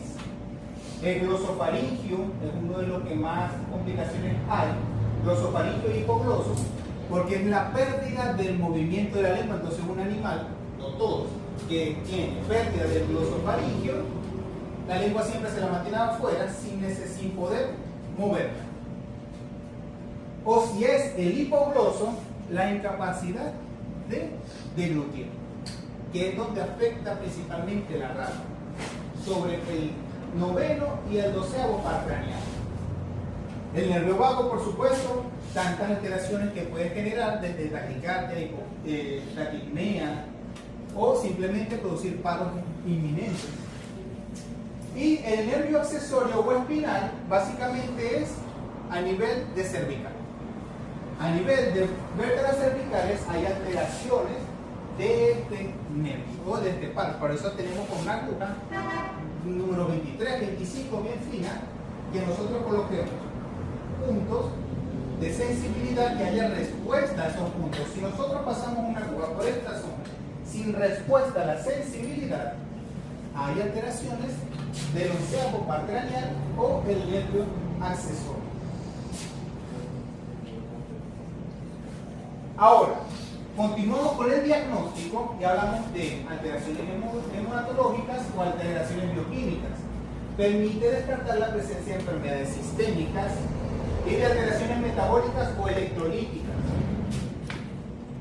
La analítica debe incluir al menos calcio, glucosa, electrolitos, creatinina, ácidos biliares, ALT, fosfatasa alcalina y serología de enfermedades infecciosas, simplemente para descartar cuál es el origen de este evento convulsivo. Si no hay alteraciones, pasamos a la siguiente fase, que es mediante imágenes, permite la detección de neoplasias y otras patologías que pueden provocar convulsiones. Convulsiones compresivas, compresiones isquémicas. Eso se va a identificar mediante radiografías, ecogramas. No descartamos nada. Pasamos al análisis del líquido cefalorraquídeo, que está indicado cuando se sospecha de una epilepsia sintomática. En estos casos podemos evidenciar en pequeñas especies los casos de convulsiones por Cryptococcus neoformans o en grandes animales, el más común es la Listeria monocytogenes, que es la que produce convulsiones tónico-clónicas y afecciones específicamente sobre el octavo par craneal o el vestíbulo coclear. Entonces, movimientos de deambulación y rotatorios. No se puede conseguir nada hasta este punto. Pasamos a la última fase, que no la conseguimos, no aquí en Maracaibo, porque ya la hay en Venezuela, que es la tomografía axial computarizada o la resonancia magnética. Tiende a ser más específico porque puede ayudar a la detección de patologías orgánicas intracraneales, tales como neoplasias, dilataciones de los ventrículos o malformaciones. Normalmente, un cerebro, para poderlo evaluar en una radiografía, es extremadamente difícil porque el cerebro de por sí es grasa, es líquido. Y en una radiografía, a menos que sea una masa muy evidente, no se va a observar. O que sea calcificación, no se va a observar. Para ello tenemos la tomografía axial computarizada. ¿Qué es eso? Es lo mismo, son radiografías pero segmentadas. ¿Qué hace la tomografía? Hace cortes de ondas ionizantes segmentadas en el cuerpo y las coloca en diferentes planos. Por eso es que hay una imagen de cada segmento del cerebro. Y en ese segmento, en los diferentes cortes que le pueden hacer al cerebro, podemos observar alteraciones mínimas, isquémicas, que a medida de que van creciendo pueden hacerse más grandes. Pero eso es solamente mediante la tomografía axial computarizada. Aparte de que ellos pueden distinguirse en densidades. Al igual que la ecografía, al igual que la radiografía, la tomografía se mide en hiperdenso, isodenso o isodenso. La radiografía es radiopaco o radiolúcido y la ecografía es hipoecoico e hiperecoico. Estructuras hipodensas describen hemorragias, cosa que no vamos a ver nunca en radiografías o ecogramas. Lesiones hiperdensas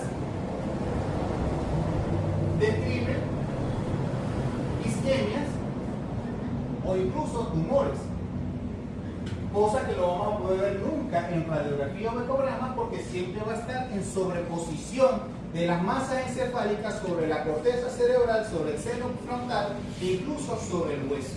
Entonces no lo va a poder ver. Para eso se necesitan cortes y cortes del cerebro. Por eso es tomografía axial computarizada.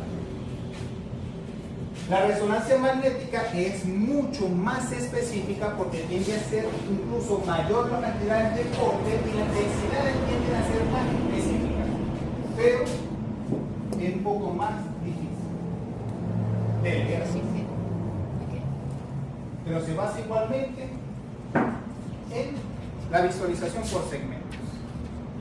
Ahora, lo importante de conocer en el sistema nervioso central es poder evitar el evento compulsivo y poder controlar mediante la farmacología. Y aquí tenemos la respuesta a las benzodiazepinas y a estos fármacos que son sensibles a la actividad de los receptores GABA. A medida de que va pasando el tiempo, vemos como estos fármacos ya se hacen insensibles. Ya no hay respuesta de estos fármacos.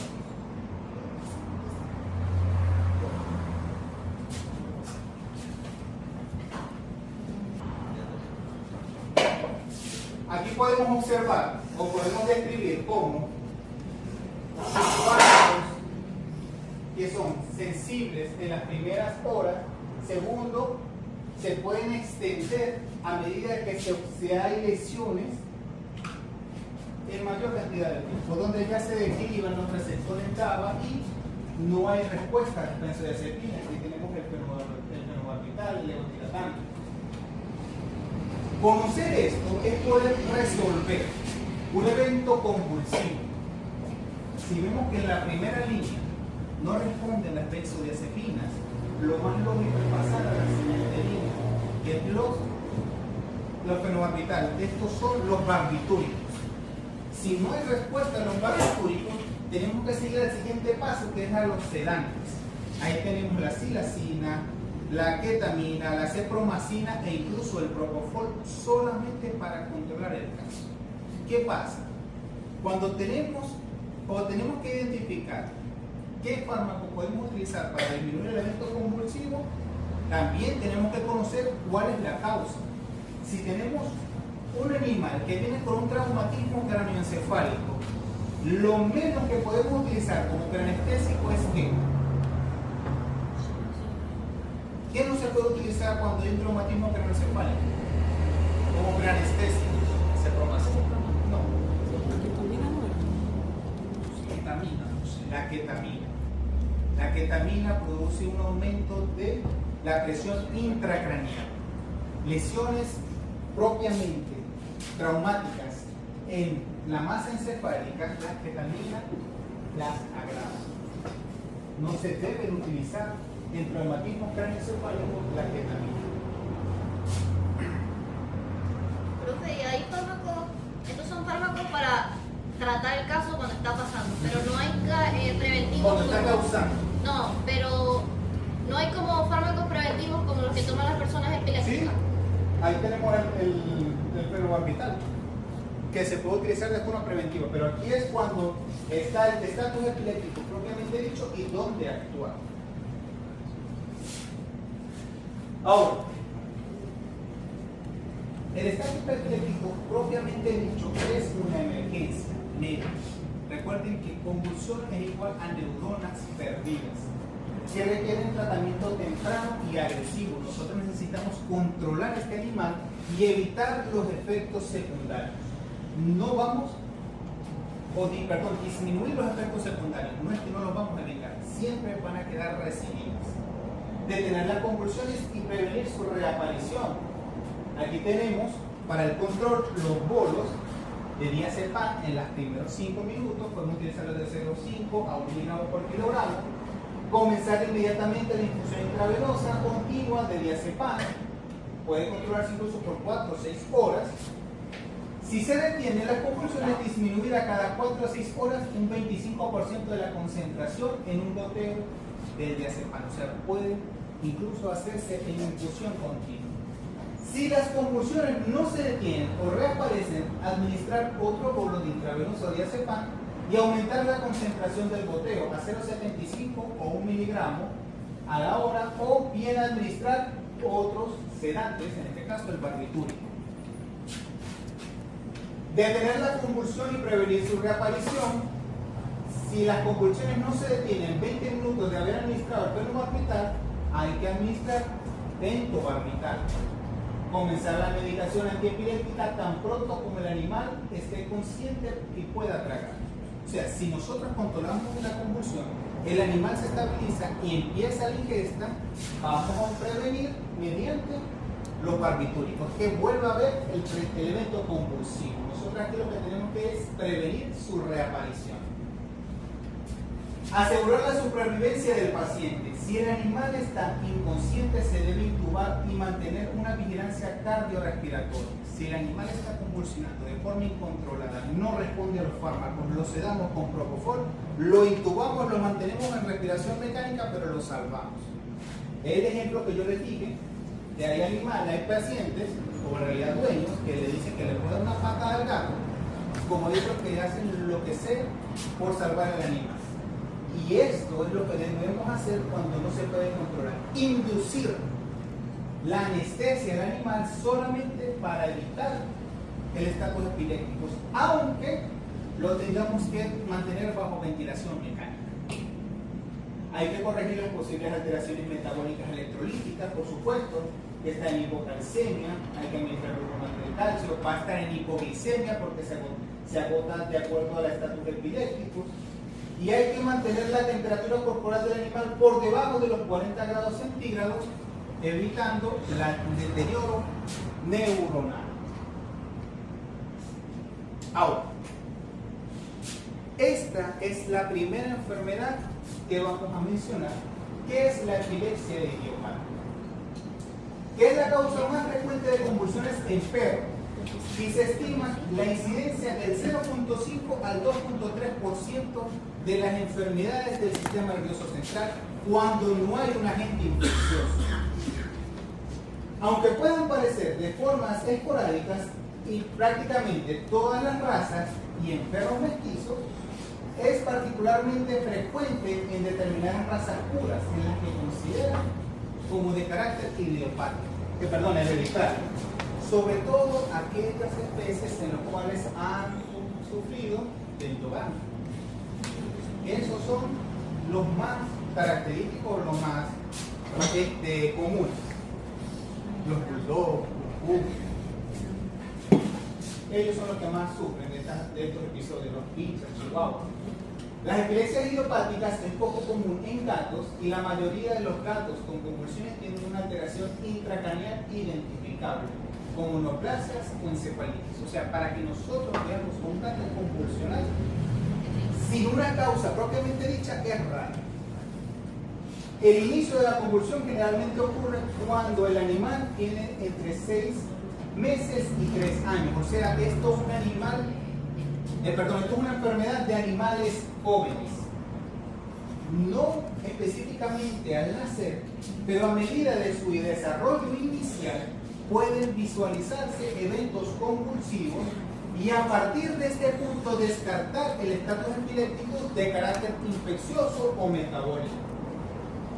Si bien en algunos perros las convulsiones no se observan hasta los 5 años de edad, en la mayoría de las razas, cuanto más joven es el animal, en el momento de la aparición, más difícil resulta controlar los trastornos convulsivos. Entre 4 y 6 meses se denomina epilepsia juvenil.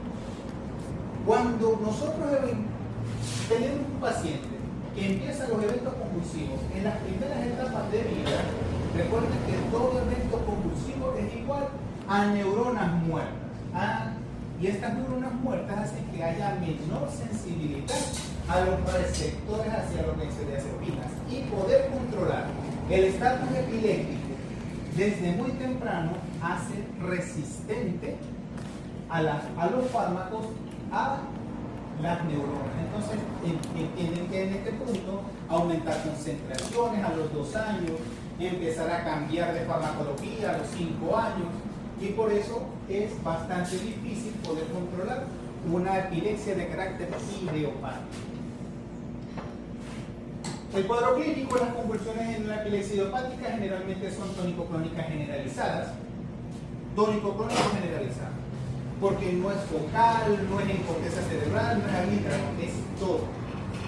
Suele presentar un estado de desorientación y pérdida de conciencia y dura aproximadamente de 1 a 3 minutos. Pero actualmente la regla dice que un estatus epiléptico no puede superar el minuto. En la mayoría de las razas, cuanto más joven es el animal, bueno, ya lo hemos descrito, más difícil es controlar estatus epilépticos. Y muchos de estos perros experimentan una fase post-ictal y desarrollan las clásicas crisis convulsivas generalizadas tónico-clónicas con posterioridad, lo que confirma que se trata de una verdadera convulsión. O sea, que el animal está tónico-clónico, con pérdida de desorientación y una fase post-ictal bien marcada, de desorientación, de ladridos, de aullido, de incluso el animal se despierta con hipersalivación. Algunos casos pueden no reconocer su ambiente y tornarse agresivos. El diagnóstico se realiza por el uso. Aquí no hay otra cosa que hacer. Descartamos alteraciones químicas, hematológicas, séricas. Ya después de que nosotros descartamos todo, es que nosotros le damos nombre de epilepsia idiopática. Tanto de origen intracraneal como de origen extracraneal. En los perros con epilepsia idiopática es un paciente aparentemente sano, en el que la exploración física y neurológica son normales, así como los resultados de pruebas diagnósticas de enfermedades neurológicas, desde el líquido cefalorraquídeo, resonancia magnética y tomografía axial computarizada. El animal no tiene nada, aparentemente no tiene nada, pero convulsiona. Para esto, tiene como objetivo disminuir la frecuencia e intensidad de las crisis y se basa únicamente en la administración de antiepilépticos como en las personas. Se le debe explicar con detenimiento los siguientes puntos al propietario. El objetivo del tratamiento no es que la crisis desaparezca, sino que se haga menos frecuente. O sea, ustedes no van a tratar la enfermedad, no la van a curar, simplemente la van a controlar. El tratamiento es de por vida. No sabemos cuál es la causa del evento convulsivo, simplemente el animal va a sufrir de epilepsia toda su vida y su deber es poder controlarla. El fármaco de elección en la mayoría de los casos es el fenobarbital. La aparición de la crisis epiléptica es imprescindible y el propietario debe estar preparado para reconocer la urgencia de las mismas y decidir si el animal necesita atención veterinaria inmediata. ¿Qué es esto? Si el animal, primero se le explica al paciente, se le da la farmacología y de educar al dueño, detectar el prodromo y detectar el agua. Si el dueño se educa para detectar cualquier evento que haga el animal de demandas de atención, de hipersalivación o de empezar a cazar moscas inexistentes, lo tiene que reconocer como prodrómico y esperar que el animal va a convulsionar. ¿Qué es lo importante aquí? Que esa convulsión no puede durar más de 1 minuto. Si vemos que esa convulsión dura de 1 minuto, nosotros tenemos que educar a que él tiene que controlarlo. Si el animal persiste por encima del minuto, benzodiazepinas, vía rectal, a pesar de que ya esté con su tratamiento de fenobarbital. No se controla, ahí es donde tiene que llevar al veterinario, porque si no lo van a tener todos los días en la clínica.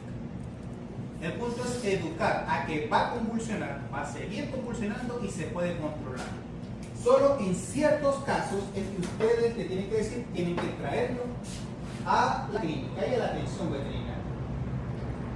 La visita al veterinario debe ser relativamente frecuente y los perros epilépticos no deben utilizarse para la reproducción por su origen hereditario. Aquí podemos tener todo lo que podemos hacer, desde clonazepam, diazepam, gabapentina, levetiracetam, fenobarbital, como efectos, las dosis y los efectos adversos. Punto importante es el control y el cambio de la farmacología. Por eso nosotros tenemos como opción y prevención de el evento convulsivo, pero todos, básicamente todos, producen daño hepático, efecto sedante, produce alteraciones de la marcha, sedación, hepatotoxicidad, displasia en sangre, sedación, inapetencia, sedación, anorexia, vómito, todos tienen sus efectos secundarios, lastimosamente. El punto importante aquí es proteger la neurona. Tenemos acá también el fenobarbital, la vida media de las concentraciones, los niveles estables, y en algunos casos podemos responder con bromuro de potasio. Que recuerden que el potasio, nosotros aumentamos el potasio para disminuir el potencial de acción. Pero esto tiene respuesta, pero controlada. Recuerden que la hipercalemia produce bradicardias y coágulos. Entonces tienen que tener mucho cuidado, sobre todo en el uso de bromuro de potasio. Mañana comenzamos con meningoencefalitis.